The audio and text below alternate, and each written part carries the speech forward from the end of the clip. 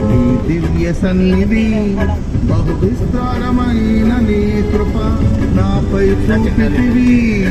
భాగ్యమే సౌభాగ్యమే నీ దివ్య సన్నిధి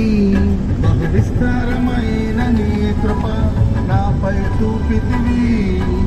బలమైన ఘనమైన నీ నామమందు అర్పించి భజించి కీర్తించి గణపరతు నిన్ను యేసయ్యా